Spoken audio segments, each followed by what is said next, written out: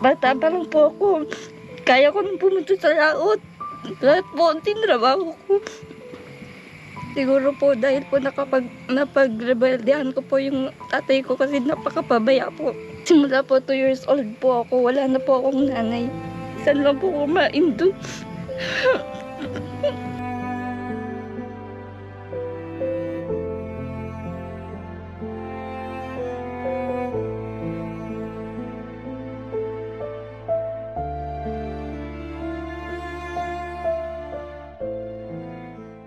Alas 3 na ng hapon nang magsimula tayong magbiyahe patungo sa bago nating scout. Ngunit antala lang ito dahil sa masungit na panahon. Once again mga kalingap, ngayong araw ay kahit masamang panahon, medyo masungit po yung panahon ngayon at umuulan, maghapon pong umuulan. Pero patuloy po tayo sa paglingap, paghanap ng mga pwedeng tulungan, pag-scout, ayan. At sa kabutihang palad nga po ay tinulungan tayo ni God para pumunta dito sa location na ito. May nahanapan po tayo na bahay na sako po. Tingnan nyo po, tagpi-tagpi po yung bahay nila. Puro sako po yung dingding.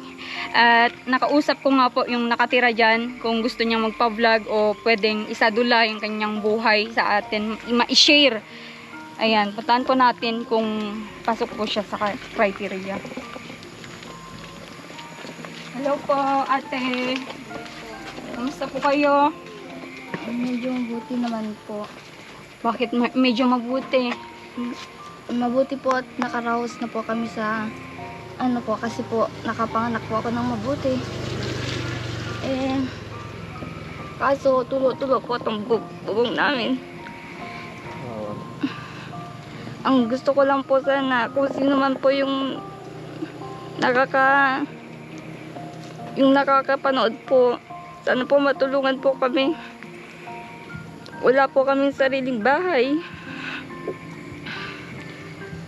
Te, huwag ka masyadong emotional po At alam ko, mahirap yung pinagdadaanan nyo, pero ilang ano pa lang mga kalingap, ilang days pa lang ito na nanganak at nandito sila sa tagpi-tagping sakot. Kita nyo naman yung likod nyo.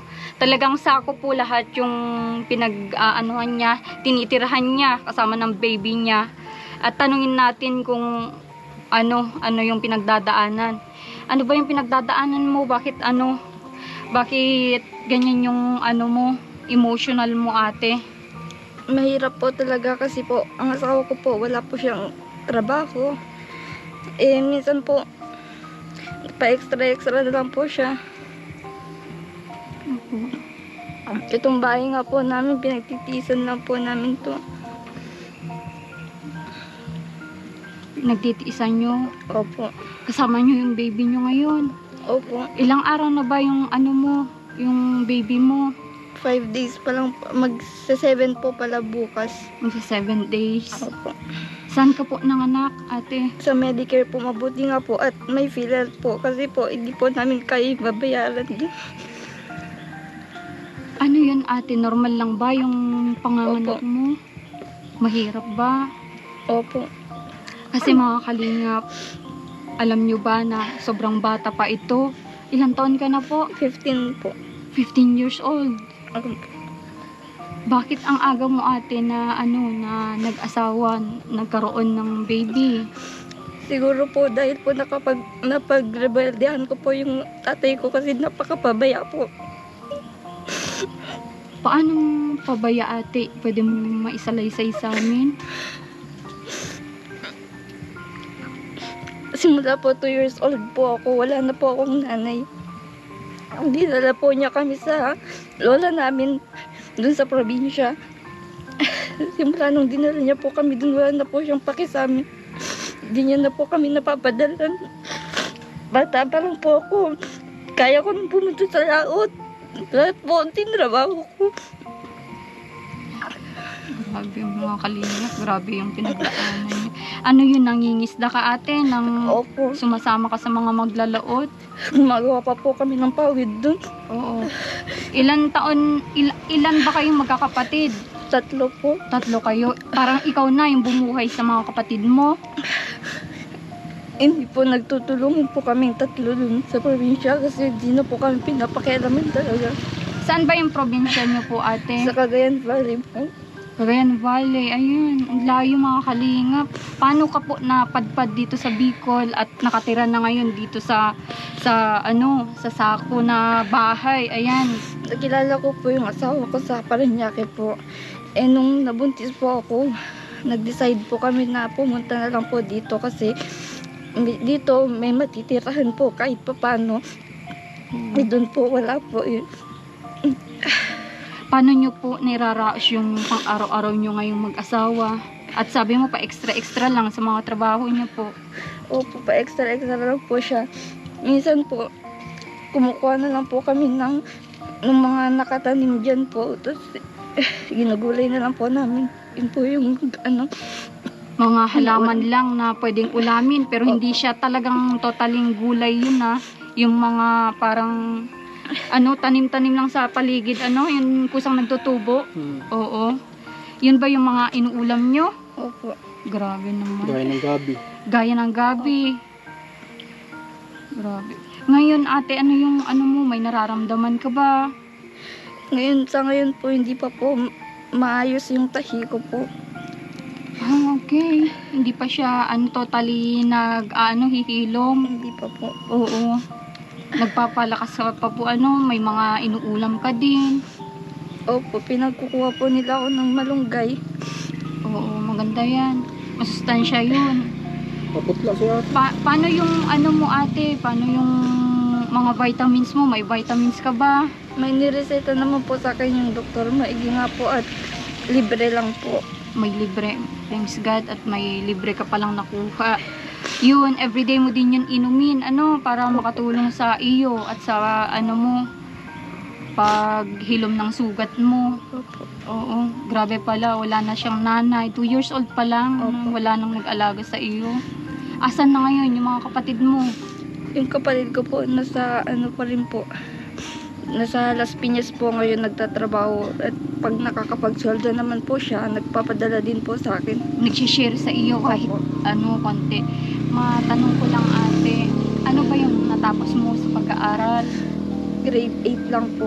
Grade 8. Bakit tumigil ka sa pag-aaral? Gawa po nang nabuntis po ako pero gusto ko po talagang mag-aral.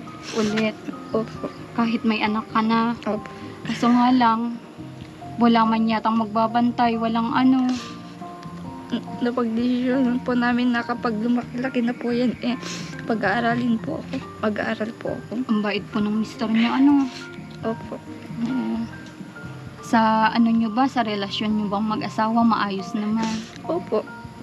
Naayos naman po. Kahit pa paano, kahit yung mga hindi ko naranasan sa pamilya ko, naranasan ko sa kanila.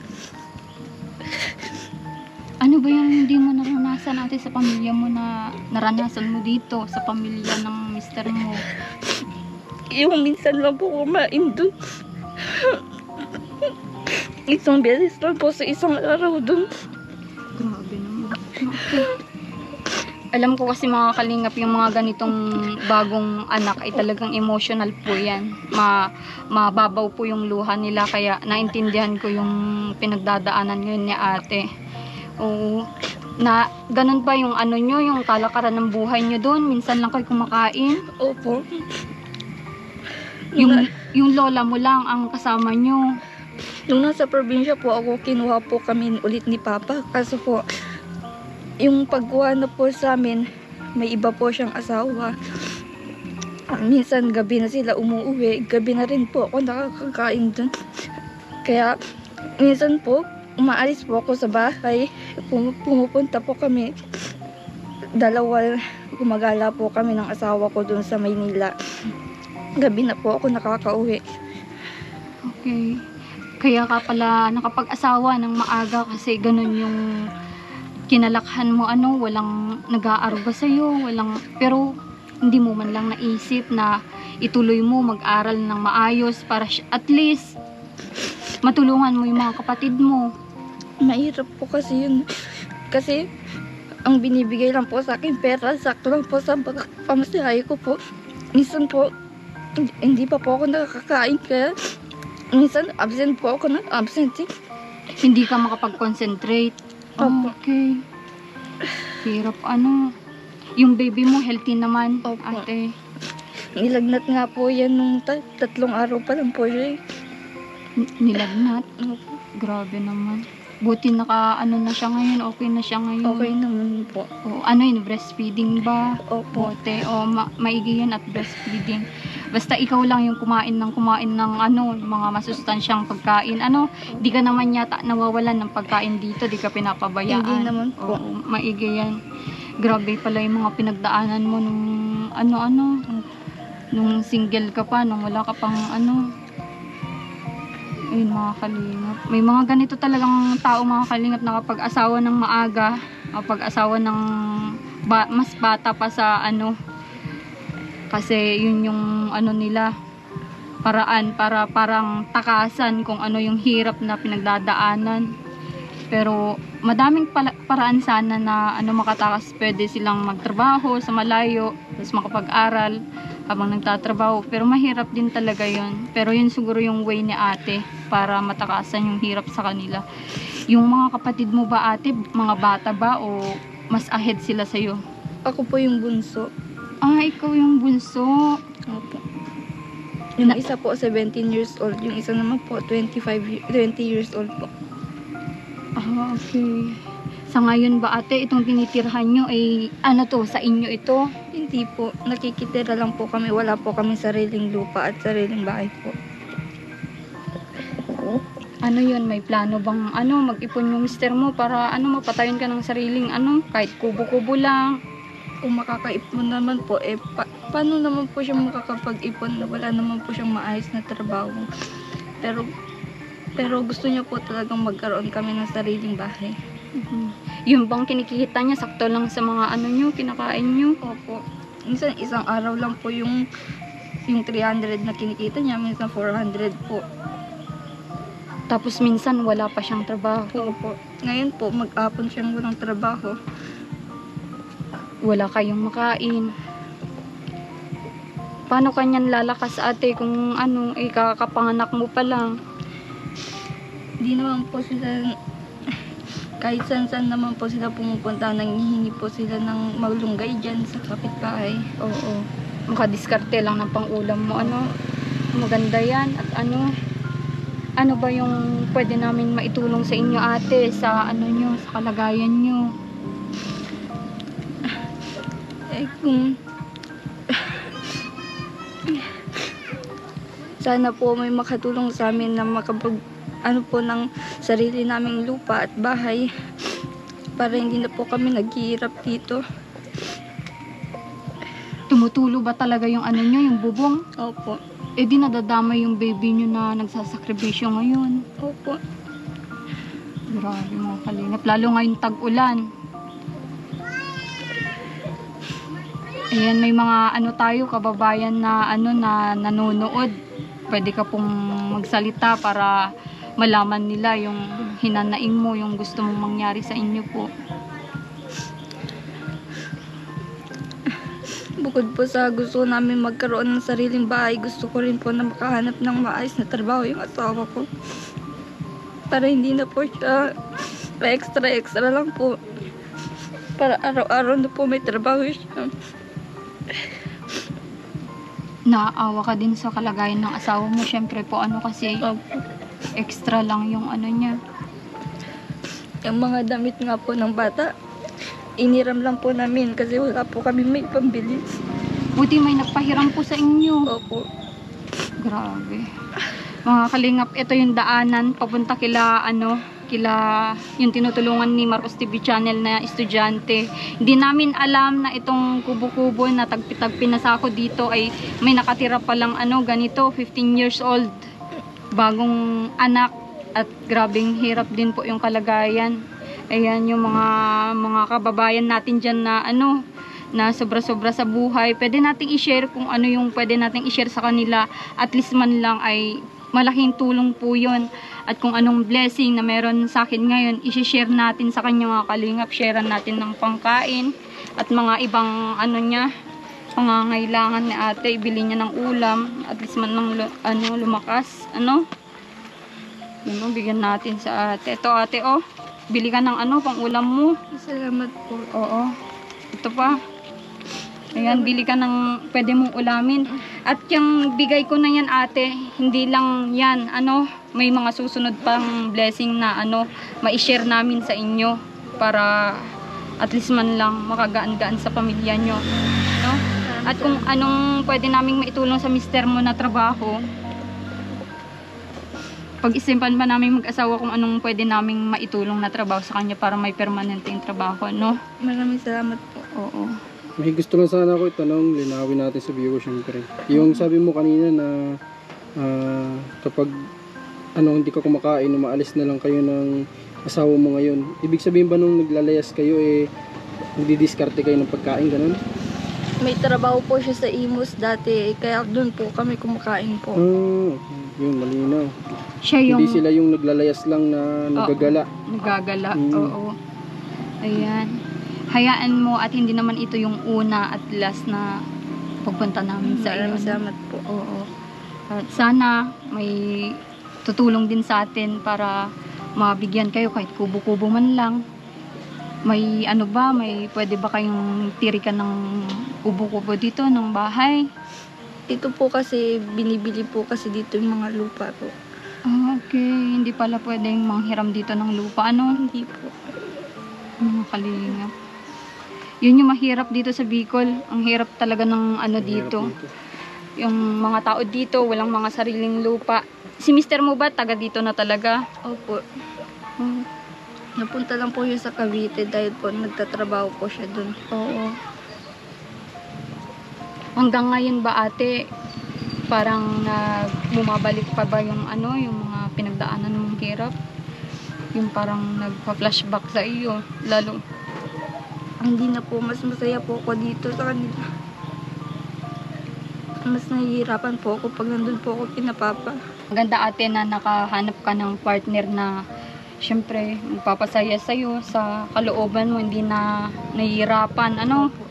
Pero yung nakikita ko naman sa kalagayan mo ngayon ay talagang hirap din kayo.